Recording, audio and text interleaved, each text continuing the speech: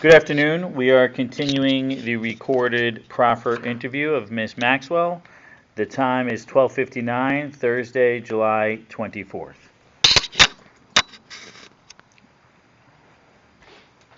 Okay, so just continuing, we were talking about Ms. Maxwell.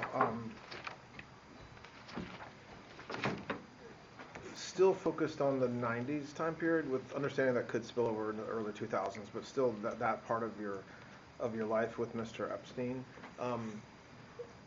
There's been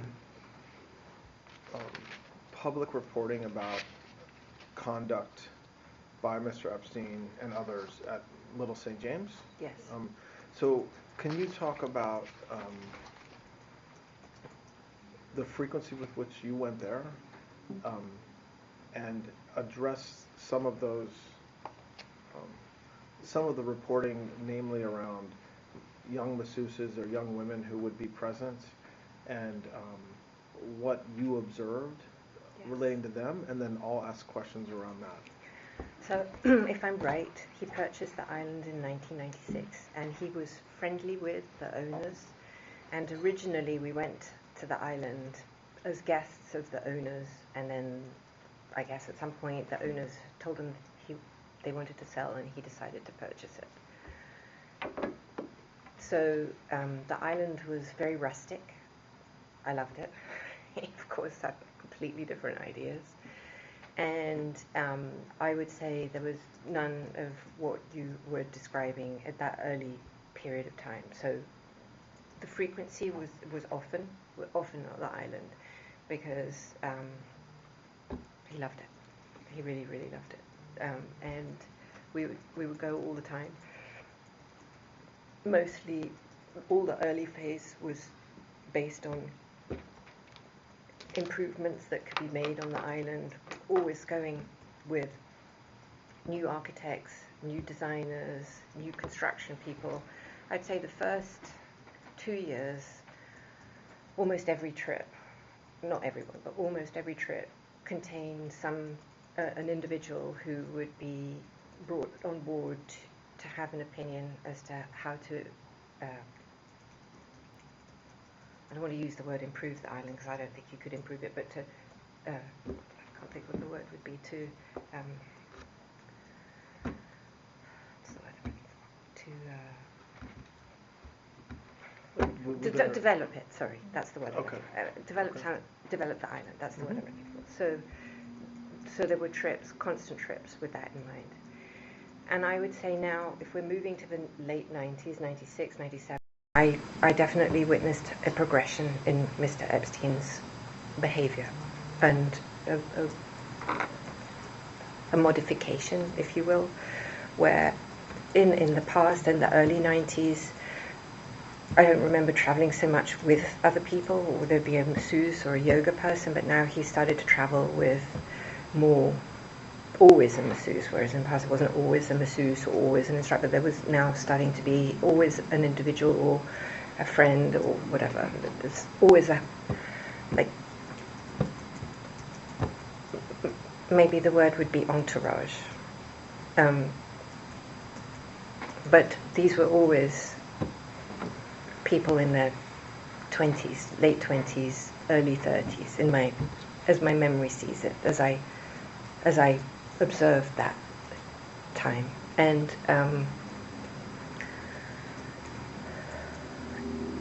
he tasked me with finding a local masseuse for him in St. Thomas, because sometimes, even though I say he would always travel with an entourage, sometimes he didn't, and he wanted to have a massage locally. So I visited the spas that were local in St. Thomas and in St. John.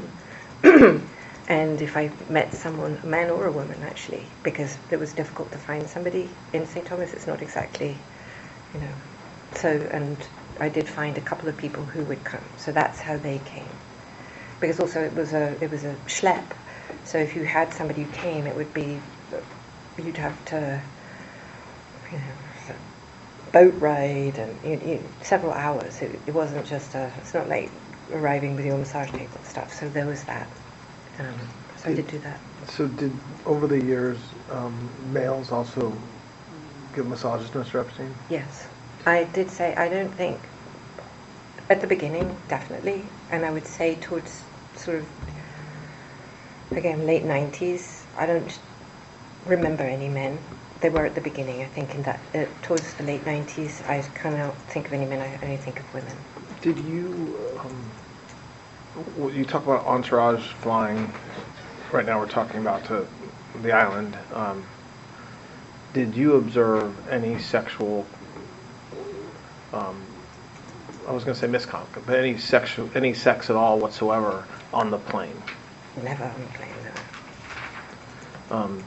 Was there a part of the plane that was closed off from others where Mr. Epstein could go and get a massage or Yeah. whatever? Okay, so that's a good question. So there were two planes.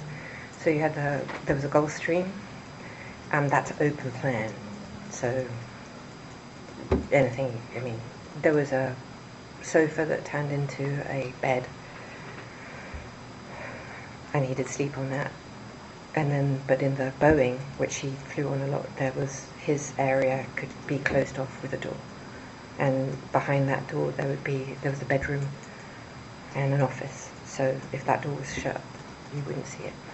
But but you never observed Mr. Epstein engaging in sex or getting a massage with somebody where the masseuse was not clothed on the plane? I can't say that. I might have. Okay. I definitely might have, either both in the Gulfstream or in the Okay. I'm sure I did, but it's not. I can't. That's fair. Okay. Um, I'm absolutely sure I did. I must have, because he was so obsessed with someone rubbing his feet, or just when you ask me about massage, I just want to be clear.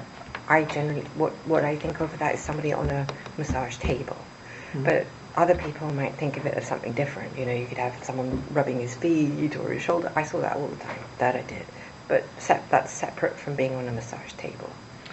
How, again, I know we're talking about a decade-long period, but during the period we're talking about, in a 7-day week, how often would Mr. Epstein get a massage? In the 90s, when we're talking, he would get one every day. I think as that time progressed, he would get one maybe twice a day. I do want to say that there was maybe a reason that things altered or morphed or progressed, and it is maybe part of the reason also that he and I, our relationship, or however somebody wants to call it, altered, and he started doing testosterone, and that altered his character. And I believe that started in the late 90s. And I believe that the FBI has his medical records, and you may see that on his medical records. So you believe that he started taking testosterone in the 90s, and when you say that altered his behavior, you're saying it made him get more massages, or that was just one part of what changed about him? Well, he became more aggressive. Nice. And I think that he may be, now I'm just imagining that the testosterone altered his desires or something. Does that? And so when, given what you've said the past couple hours about his kind of progression or change, let's focus on that time period. So more towards the late 90s, yeah, okay. So 96, 97, 8. When you've said that he changed. Did you know flat out that he was having sex or otherwise some sort of sexual conduct with masseuses regularly? Flat out, no. I denied that. I couldn't imagine that he would. But I think, looking back now, that I did not. But I started to suspect that he was not faithful. It seems ludicrous, but that's what I thought. But look, if he's flying from Palm Beach to St. Thomas, or if he's flying all over the country to New Mexico or to New York, or even in Palm Beach, and there's young women, putting aside whether they're under the age of 18 or in their 20s, every day at the house, multiple masseuses, multiple massages on some days. You're interacting with the masseuses constantly. Or maybe that's not right. That's let not me right. let me take back what I just said. Ignore that part. But you understand that he's getting massages every day, sometimes multiple times a day. By the late 90s, it's all women. Presumably, they're some of them are new, but they're also repeat masseuses. What did you? I mean, you had to know at that point that there was something going on beyond just he really needed to get massaged. Very fair question. There's two things. The first is the person that he saw the most at that period of time was in her 40s. Mm-hmm. And she was with him all the time. And I'm like, married as well. Yeah. And I'm square. And it never occurred, well, I don't believe it occurred to me at the time that with this woman he would be having relations. And he was with her. That was the person he had the most massages, yoga, and that with at that time, in the 90s period. The second thing is that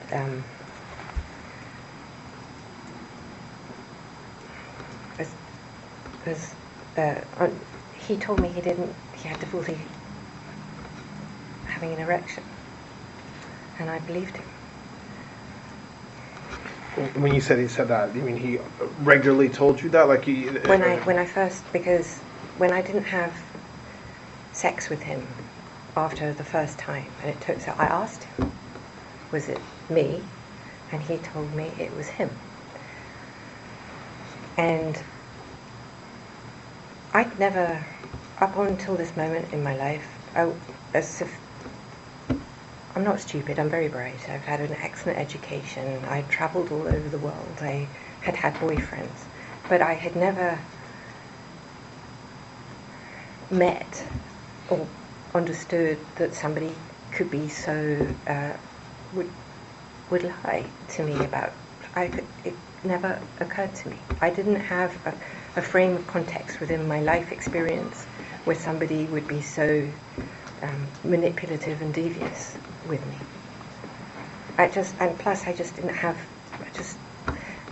and I was happy not to have sex because I have a condition that doesn't lend itself to that. Does when you learned, so fast forward just for a moment to the 2007-09 time period, and he's arrested and charged, and there's all kinds of press around his purported contact. At that point, did you accept that was true? Meaning, did it make sense at that point when you were reading about women who claimed that they had been abused, even underage? And at that point, did you think to yourself, well, geez, that makes sense now that I think about it, or no? First of all, I only read what was in the newspapers. I didn't have any other thing, and I'm embarrassed to say I didn't believe it. Okay. Right. I mean, you didn't believe that the accusations were true at the time. No. Yeah. So let's. And sorry, I need to say, even if they were true, I believe that he was duped and he didn't know that they were, whatever was in the papers at that time, whether they said that they were 17 or whatever. It didn't register. Because along with all of those, well, not in 2006, but later when the more salacious and other allegations came out, I knew were utterly false, which then just reinforced my belief that the rest was not true. Let me ask you a question about the age of the masseuses over the years. I think in my mind, there's a difference between you knowing or not knowing that a masseuse is under the age of 18 and coming to give a massage, and you knowing that Mr. Epstein, sexually abused the underage person, or made her strip or something like that. Meaning, and I want to understand whether you believe that nobody that came to give massages, none of the women were under 18, or that you didn't focus on their age, but you were more focused on whether any underage woman was abused by him. I think it's better to answer this question with corroborating evidence and then go back and explain so that I frame your understanding of what I'm saying. My understanding is that in 2008, they had interviewed 44 women, let's say, or around that number. Mm-hmm. Oh, you have to understand, not a single one of those 44 women mentioned me in a single report. And it's not because... Go back. They didn't mention me in the report because they never met me, they never saw me, and they never interacted with me. So, to go back to your question, it's not that I thought one way or another, it's that I didn't see them. Okay. I see. Okay. Does that... Yeah, no, that's helpful. So... But when I say not one single one of those reports talks about me. And I just want to clarify exactly, because I'm obviously aware that one of those girls was one of the witnesses in my trial, specifically.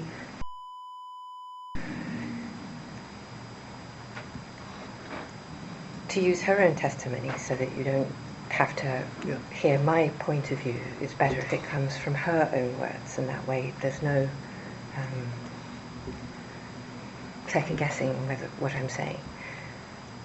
Herself said that recruited her, brought her, and trained her. Those are own words. Where was I going with this? That you didn't know. I mean, I assume. Oh yeah, sorry. Yes, Sorry, I'm trying to remember words. It's okay. I really do have some slow cognition issues. So she she testifies that it was that recruited her and trained her and not you. So then in her first FBI meeting, she reports seeing a woman with short dark hair at the house, which then is used as evidence that that person was myself. But the maid lady who helped keep the house, John Alessi's wife, and with an accent, I believe she said. John Alessi's wife had short dark hair and an accent. I'm sorry, but I find, and you can ask yourselves this, I mean, I've obviously modified my accent. I've been in America a long time, but I'm British. I've been brought up with a very strong British accent. And I don't believe there's American on planet Earth that doesn't recognize this to be British or Australian, maybe, if you really don't know. But it's not some random accent. Now, the Hispanic, maybe, okay. That was John's wife that she saw, not me. And I'd like to point out further how you potentially through her own words, she identified. Why don't we stop there and let them ask the next Sorry. question? Yeah, So, okay. so just, and look, I want to try to. I think probably tomorrow I want to talk more about kind of the evidence against you and how to address that. So Okay, sorry. No, don't apologize. That's helpful, but I don't want you to be burdened. I want you to just tell the truth the best you can. So I don't want you to be burdened by what people said at trial or what the press says about you. I just thought it was illustrative when you asked me the question, because it doesn't. I did not.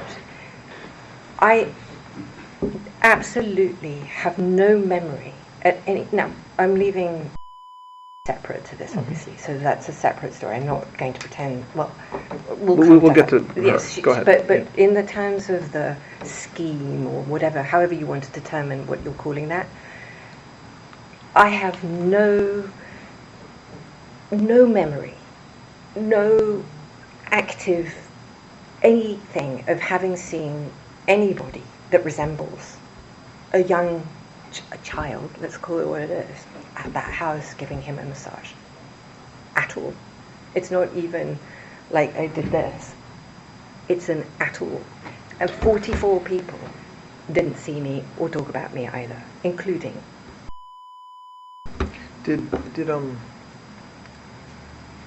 And when you say that house. Oh, sorry, Palm Beach.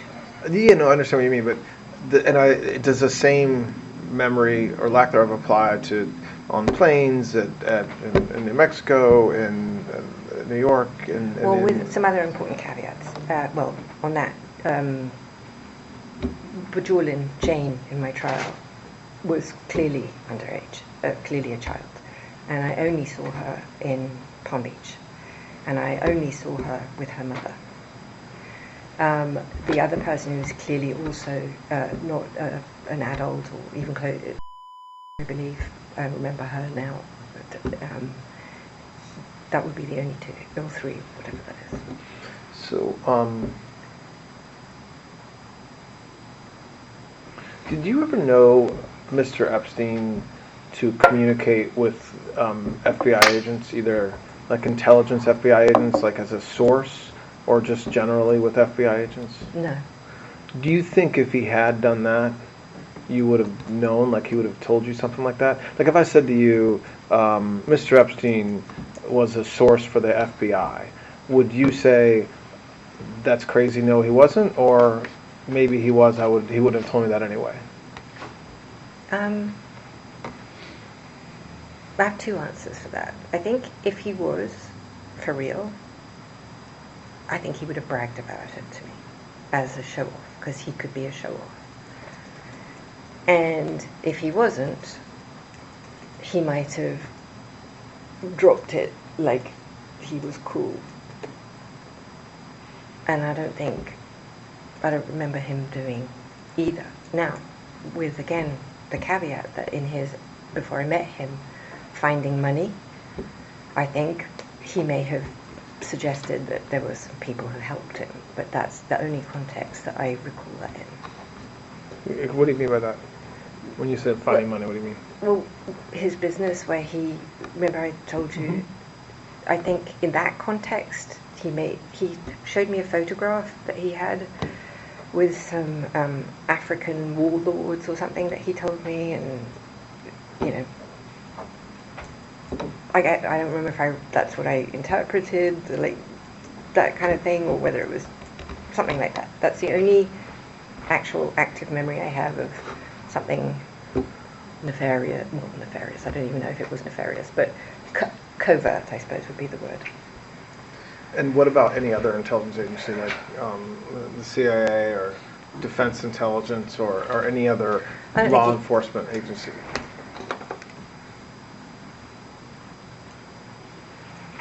Okay. I don't think so. I think that I don't remember anything like that. I just don't think he had the wherewithal, and I think that whole aspect of that is, can I use a bad word? Yes. Bullshit. Okay. And what do you think is bullshit, meaning, what do you mean? Would you have known if would he have been bragging to you? Would he have been saying these things? I think he was, because I think that,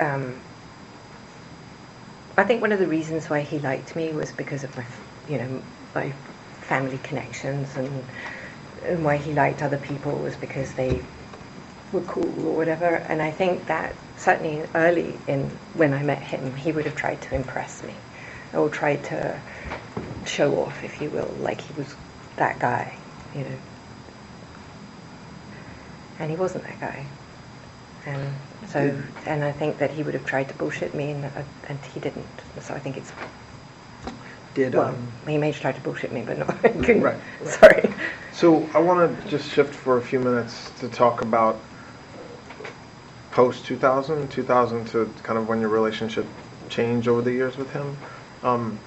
Did there come a time when Mr. Epstein did meet members of the royal family? Yes. When was that? So I need to go back, because I think I may have misspoke. Okay. Well, I didn't misspeak, but it's something that I had forgotten. Yeah. before I met Epstein, Mm-hmm. he lived in London for a period of time. I don't know for how long. And he met and knew some truly fancy people, like people, high society people. That included Princess Diana's best friend. Her name was Rosa Monckton. And Rosa's husband, Dominic Lawson, who's a famous journalist, actually he's a very well-known journalist. And when I, and he was friends with the Barings Bank, and he had like sort of That was, you're before talking he about met me. before, so in the 80s. 80s. Yes, he was dating Eva Anderson, Miss Sweden, I think. I don't know when she became Miss Sweden. Okay, so earlier when you said that he met them later, you Yes. think he may have met some members of the royal family, or certainly British high society? He met, I don't know about the royal family, but certainly high society. Okay. And the reason why I know this is because sometime this is a documentable thing, whatever. There's a photograph that can give you the date, because I don't remember what the date is of this. So there's something that will peg whatever this date is. I don't remember when that is.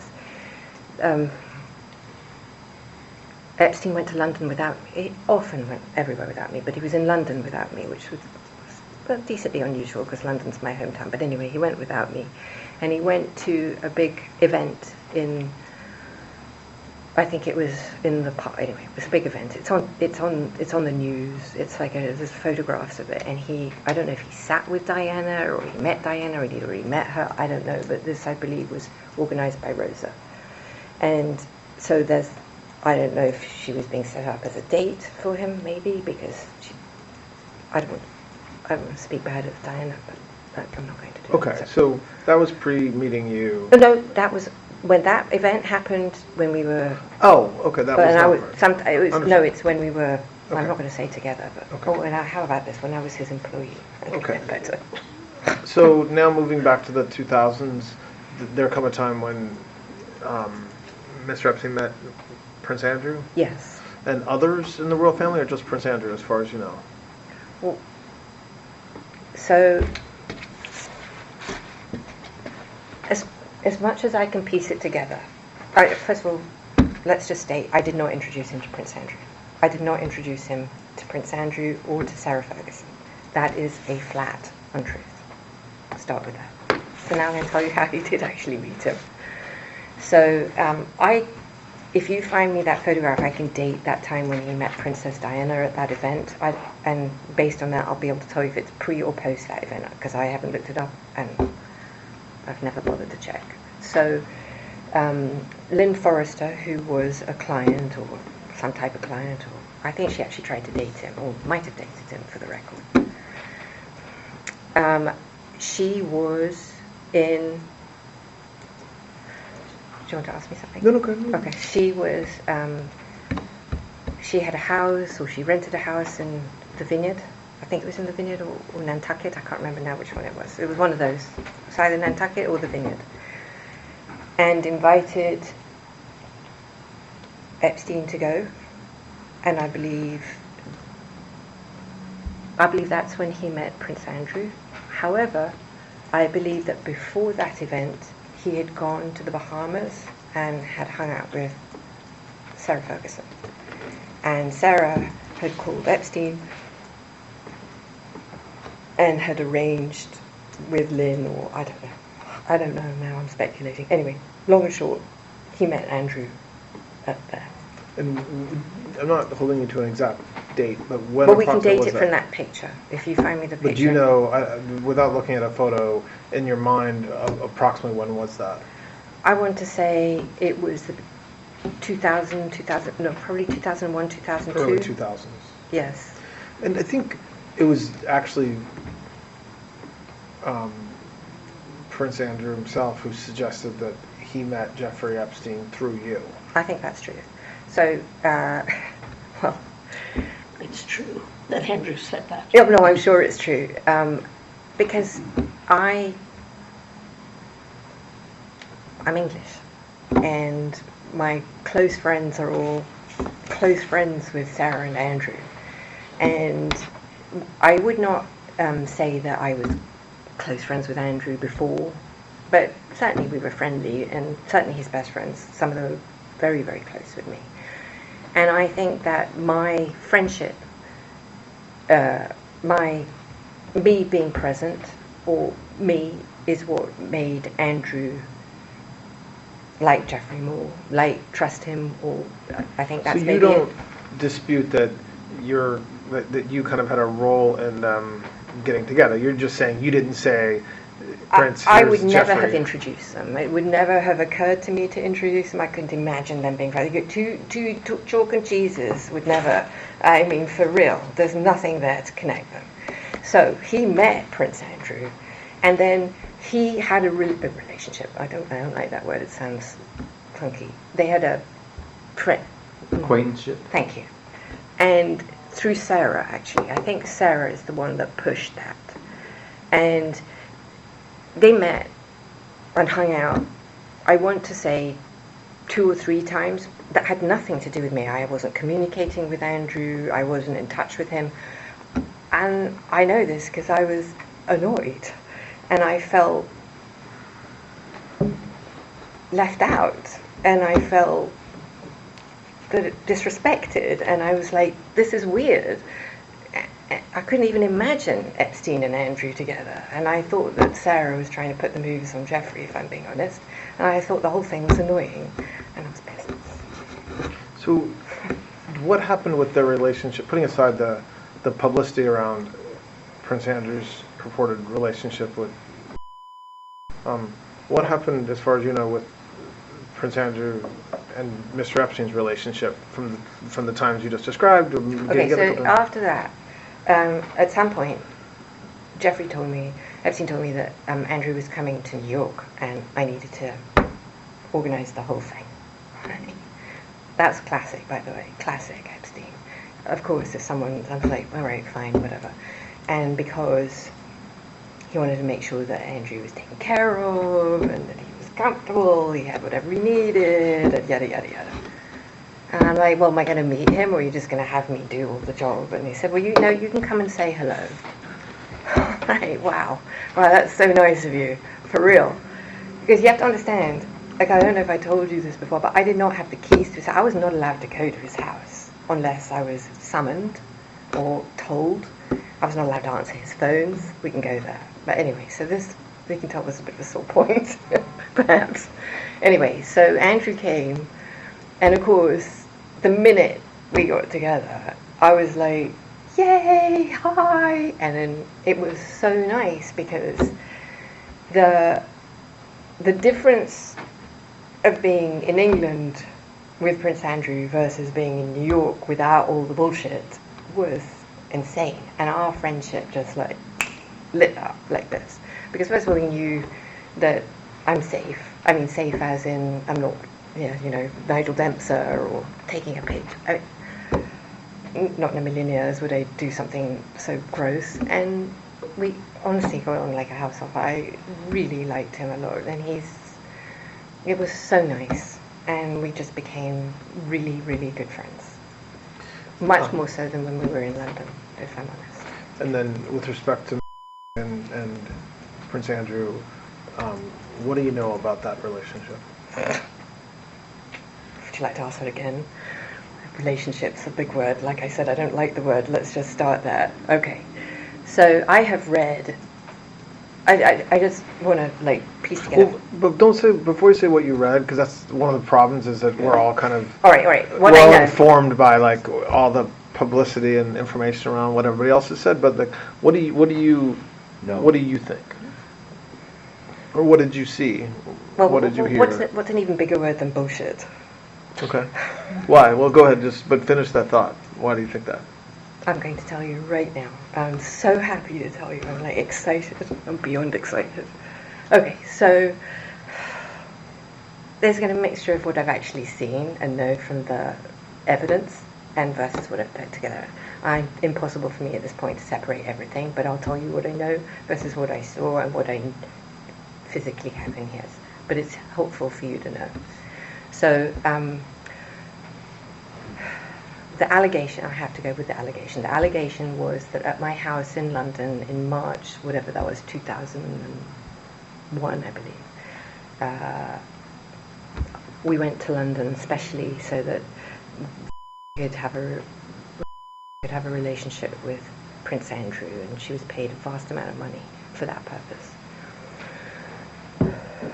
Okay. And that she then got in my bathroom in my house in London and had sexual relations with him, and then went into my guest room and had full-blown sex, and then left my house. Oh, he left, and she felt used and disgusting.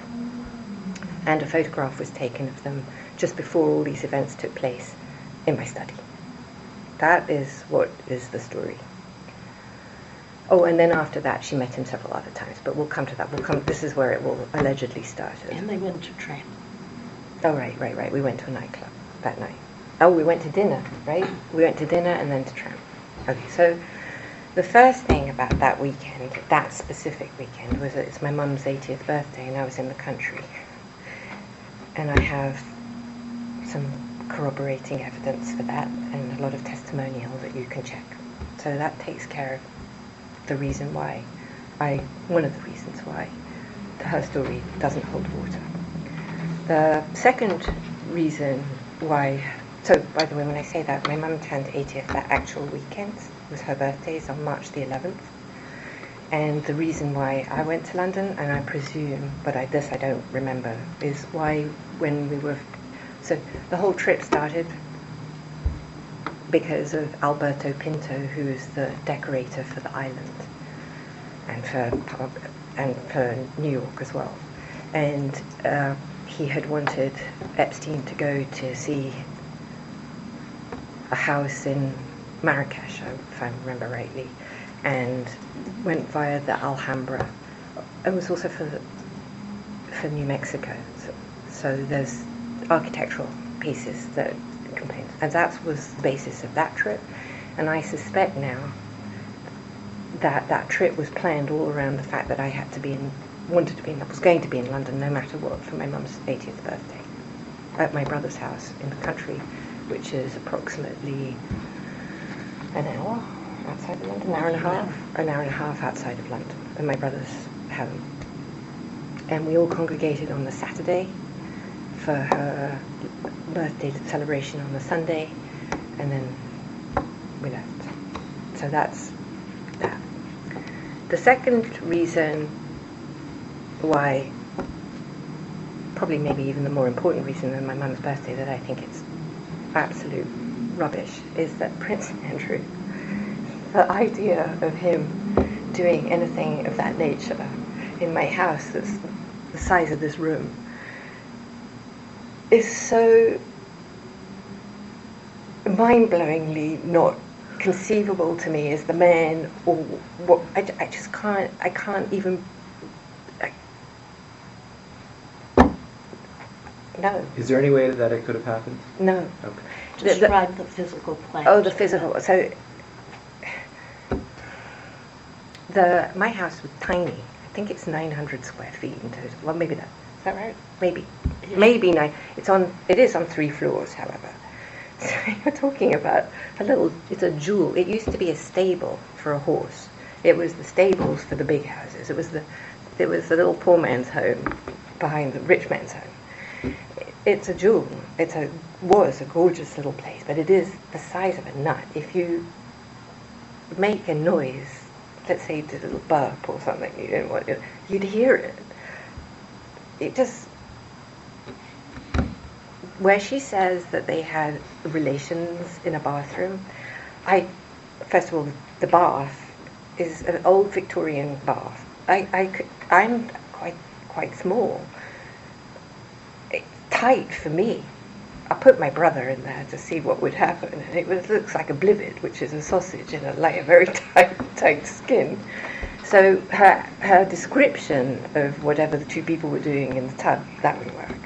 The bathroom itself is so small you can't lie flat on the floor, so it couldn't happen on the floor because you physically can't. This bathroom is too small to even be on the floor. And then the kicker of all kickers is that because the bathroom was so small, I decorated it to try and make it look huge, which meant that I put mirrors the whole way around it. And what was so fun about being in there is that if you stood in the bathroom, you saw like 100 of you, like you do if you were in A fun house. yeah, well, Alice in Wonderland, or one of those things that you would see yourself going stretching everything. And it's the image. If you said you were, let's say the is telling the truth, she could say she was having sex with 5,000 generations of the royal family because that's how far back you could see yourself. There is no way in God's green earth, if that had taken place, that this is something that you would miss, because you can miss it. If you were standing there now, you'd see the whole of the FBI, the whole of the Department of Justice standing behind you. It's like, no. Did you, Let me just also explain where the tap was in the bathtub. Oh, well, it's an old Victor. Had a tap. So if you were in, God forbid, if you were in the tub, this was the tub. My tap would be here. I think. No. so you think it's kind of logistically and physically not something that could have Well, there's happened? that, and there's just Andrew would. He's so.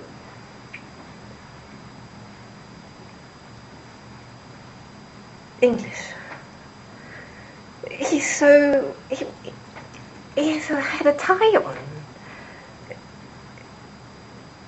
Do you think there's any way it could have happened or no?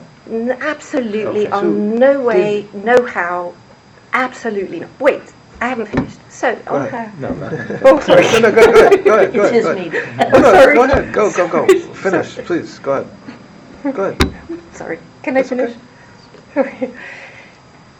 When all this nonsense took place, where this whole story with the picture and the this and the that and this bullshit, I believe that this whole thing was manufactured, and I can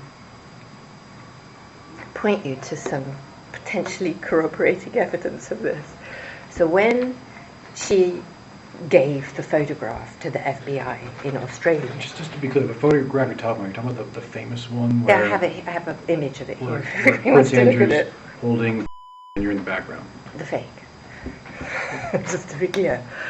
So, on the back of that, and this is in the Discovery, by the way. I don't know if it's in, I don't know which Discovery I saw it in now, but she wrote in the back that it was a picture that was taken in January of 2000 or 2001, I don't remember. Okay. So now, in her handwriting that she's giving the FBI this picture, suddenly now it's March. So how do you go from her writing it's January to March? It's because that's the only one that fit with the flight logs, that when she could be in London and this took place. The second thing is that, I'm so excited to tell you this. There is a journalist. I know you guys are quite, I don't know. The fake news is at work here. So there's a journalist called Sharon Churcher. There is a lawyer called Brad Edwards. These two, and there is a Southern District of Florida prosecutor called Villafana. I would very much look forward to showing you the relationship between these three parties that created that story. Why? Well, without putting aside the relationship, why do you think they created that story? I believe that story was created for the purposes of, well, there are multiple. The first one is financial. Mm. The second one is for the purposes of the CVRA case. The third one was for the serialization both of her book and in the papers for the story to attack the royal family. And just as a... So, I think when you were just asked about the photo, you said you actually thought the photo was fake. Do you think it was just misdated, or do you think it's literally a fake photo? I believe it's literally a fake photo. Why do you think that? Well, first of all, I don't remember it. We'll start. But Right, you, okay, but the outfit I'm wearing yeah. is the outfit from my mum's birthday party. So, but you don't have any. Do you dispute that they met each other? Do you know whether they've met each other? I do not know that they met. Okay, so you not only you think the photograph is fake, but you also are not even positive they actually ever met each other. I am not. So you don't have a specific recollection of kind of being at an event or a party or your apartment or your flat in London with Prince Andrew and. Absolutely not. She doesn't know one way or the other. You understand I'm just, that, I want you to No, know I that know. the reason why I'm not hesitant. I don't have any memory of that. So that's not the issue. The issue is, could Andrew have come to the house to see me or see Epstein and say hi and she had been there? Yes. I can't say that didn't happen. But what I can absolutely categorically say is that I never at any time set Andrew up to have relations with her or any other human being ever. And I can categorically state that her characterization of whatever may or may not have happened could physically would just know. And plus, I was in the country, so all of that's just not conceivable. Did you attend?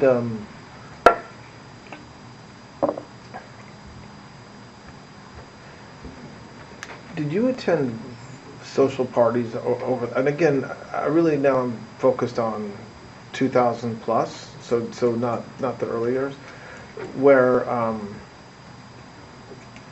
Mr. Epstein would host a party or be a big part of the hosting of the party, and some of or many of the young women who were masseuses would be invited to the party as guests or as entertainment.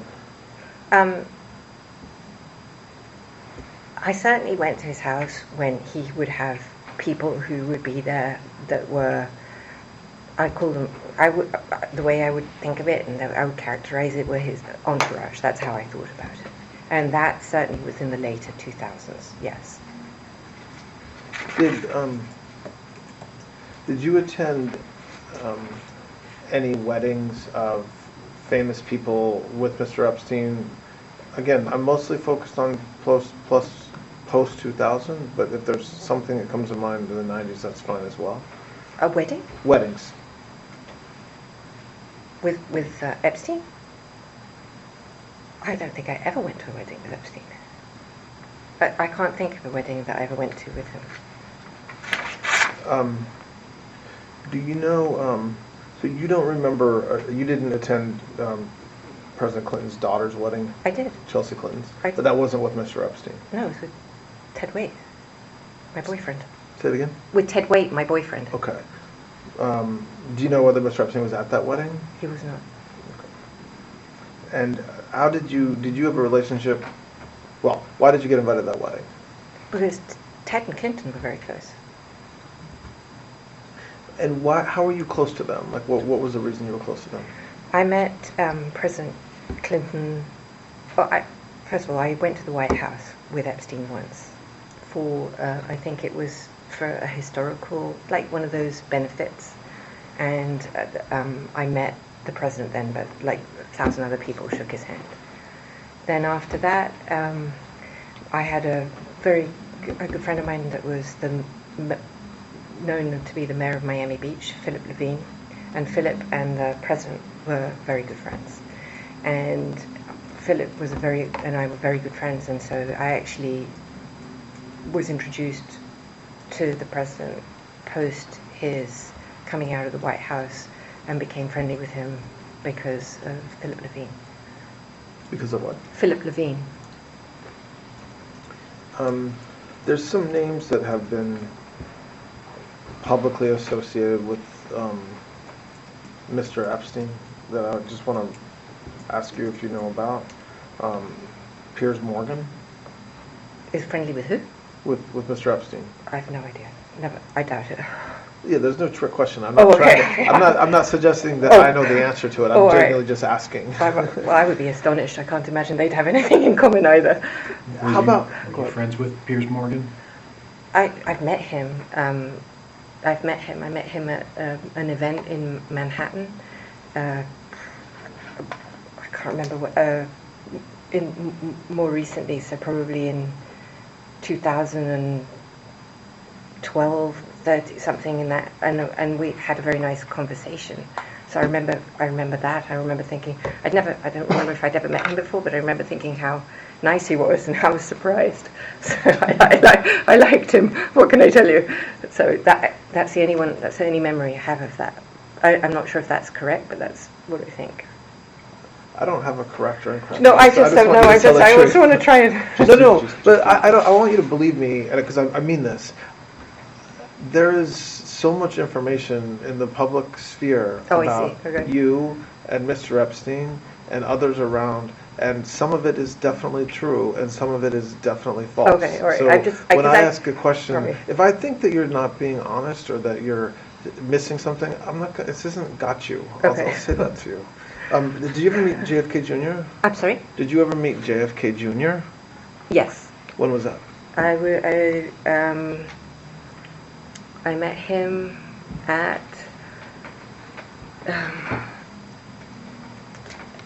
Andrew Cuomo's wedding? No. Kerry's wedding. Kerry's wedding? Who did Kerry marry? Andrew Cuomo. Yes, sorry. Okay.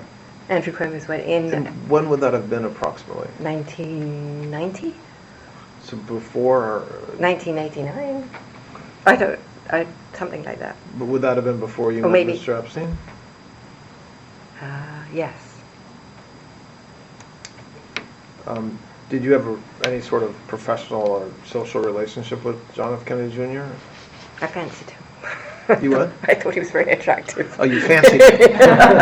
Sorry. Aside from finding him attractive and fancying him, did you have any sort of, social relationship with him?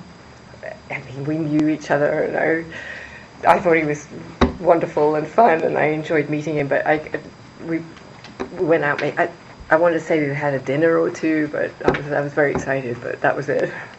And then Alan Dershowitz. What's the question with Alan? Do you say it again? What's the question? Do you know Mr. Dershowitz? Yes. Do you know whether he knew Mr. Epstein? Do you know the nature of their relationship? I definitely do know Alan. I'm just trying to remember if I knew him. I'm trying to remember how I met him, and I met him separate from Epstein. I don't remember, so that I have no recollection. I remember. I know that he was Epstein's lawyer. I don't know if they had any relationship prior to that. I don't remember. Oh, I do actually. So, I think they met at the same Martha's Vineyard through Lynn Forrester. Now, I think that's what happened. I think that's it. And why do you think that? Because it just popped in my head. Okay. And did you said that Mr. Dershowitz was Mr. Epstein's attorney. Do you know whether they also socialized? So my personal memory of when I remember I have two distinct memories with Alan. One is with him and his wife at the island, and I absolutely remember that. And I remember, I think, going to his house in Boston. If he had a house in Boston, those are the only two times I remember. Did you ever observe Mr. Dershowitz doing anything inappropriate with young women around Mr. Epstein? Never. Did you ever hear did anybody ever tell you that he had done anything inappropriate? Absolutely not. Do you know one way or the other whether Mr. Dershowitz ever got a massage at the island or any of the locations that he was at with Mr. Epstein? I don't remember anything about him ever getting a massage. I don't ever have any recollection. I don't believe I ever even saw him in a bathroom. I have no knowledge of that.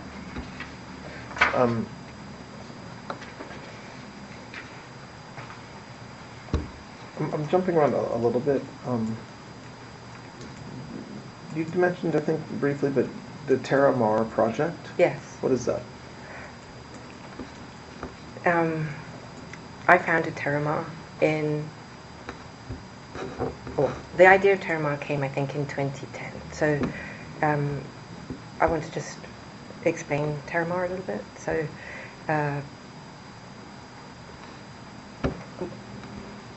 Ted and I bought a boat. Well, Ted bought the boat. And the basis of the boat was to do explorations and sea exploratory stuff.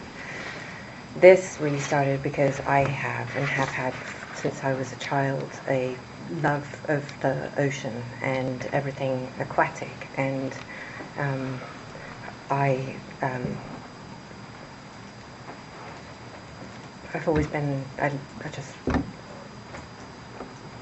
nervous about the state of the ocean. When Ted and I, we worked with National Geographic, and we did exploratory work, and the most exciting, well, we did many exciting things, but one of the most fabulous ones that we did was we looked for Amelia Earhart twice. I did 2 expeditions to look for Amelia Earhart as an example of an exploration that we did.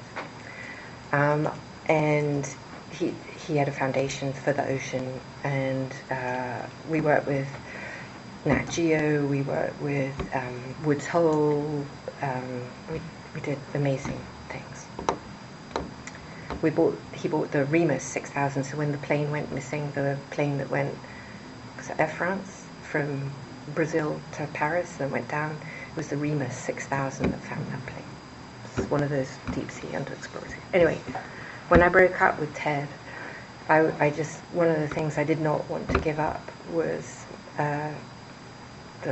my love of the ocean and everything that we did. And Terramar, the genesis of Terramar came from that. So Terramar obviously means land, sea, and the story of the ocean is that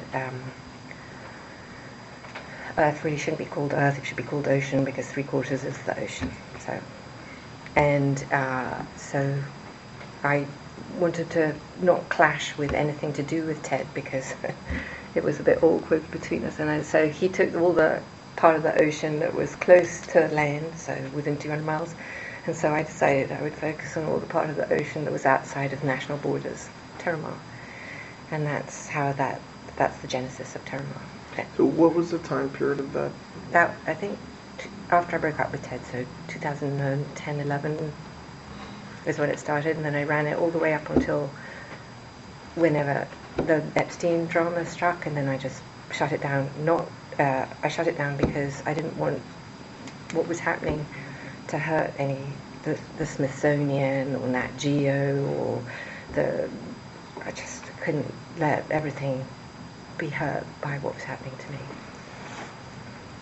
Do you know Jean-Luc Brunel? Yes. How do you know him? I met him, so when I told you I was working for the European for my dad, and I was in So charge. back in like early 90s. Yeah, and I was running a magazine. One of the things in the magazine is fashion, and so I was going to some fashion shows, and I was looking for fashion sponsorship. And in fact, when I came to America, one of the first sponsors that I got for it was Ron Perlman at Revlon, who was great. And I met Jean-Luc through just in Paris like that, but socially not. Did Mr. Epstein know him as well? Did you later learn whether they knew each other? I'm not sure. Epstein had his own fashion situation, so he would have. He didn't meet Jean-Luc through me.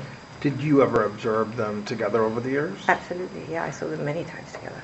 Did he visit the island? Did Yes. he go to Palm Beach He went, House? yeah, he went everywhere. I saw him in every place.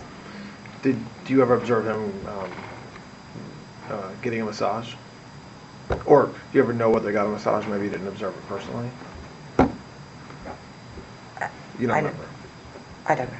I mean, I have no conscious memory of Jean-Luc. I would imagine that he did, but I don't see it. How about Mr. Weinstein, Harvey Weinstein? What would you like to know? Do you know him? Yes. How do you know him? Like, I guess when I say how do you know him, is it a relation you had kind of separate from Mr. Epstein, or did you meet him through Mr. Epstein or? First of all, I wouldn't say I had any type of relationship with Harvey Weinstein. Okay. In any context. Socially, I would meet him because I would go to events that Harvey would be at, and also his wife was English back then, Georgina. And so friendly also would be a big word, more of acquaintance, so we would see each other, and I would go to Miramax events. But there was a couple of people who worked for Harvey who I was friendly with. His primary producer, whose name is Meryl Poster, who I was friendly with, and yeah. So, do you know whether Mr. Epstein had his own relationship with Mr. Weinstein? He did. Did they socialize together at the island or in Palm Beach or New Mexico? I never saw Harvey at any of Epstein's houses. So socialize, I don't know that they were friends. I mean, I can't see them together either. I mean, literally.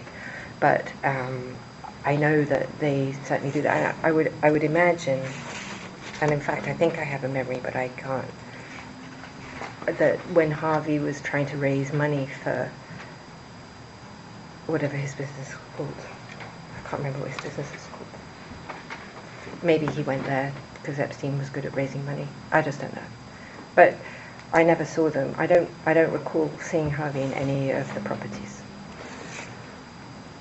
Let's just go a few more minutes and take a break. I know it's after lunch. So we talked several hours ago about your father and his business a little bit. After your father passed, do you know whether Mr. Epstein was involved in your family business that you know of? Absolutely not. In any respect. First of all, there was no family business left. Start with that problem. And the second one is, my family didn't like him very much. And they were busy dealing with their own problems, and there was no relationship whatsoever. I mean, my mum and he got along quite well. That was it. But she's an old lady. And, he was nice to her. We're now being a little repetitive, but you're confident that before you met Mr. Epstein, he didn't know your father, and so he wouldn't have done business with your father's companies in the 80s either. Absolutely not. I'm 100% sure of that. I never met him, I never saw him, I never heard his name. No, nothing. So, there's been a lot of conversations about whether Mr. Epstein maintained like a list of people, like a book of famous people that he knew, it's called a black book or a client list or a list. Did you know of the existence of any such list? There is no list. We'll start with that. The genesis of that story I can actually trace for you from its absolute inception, if that is what you're interested in. Well, first, to be sure, there is no list, there's no client list, nothing like that. No, there's nothing like that. That you know. That I obviously. Right. Yeah. Okay, so you say you think you know the genesis, so go ahead, tell us. I'd like you to know that I have brought some supporting corroborative evidence. Well, tell me what it is Well, too, why and don't then we'll you get the tell it corroboration. first? Yeah, Okay. go ahead. Is this? Do you want to take a break here? Because this is a long. This It's a long is the story. story. Yeah, Yeah, this let's take a break. Yeah, let's take a break. All right, the time is 2:03, and we're going to take a break right now.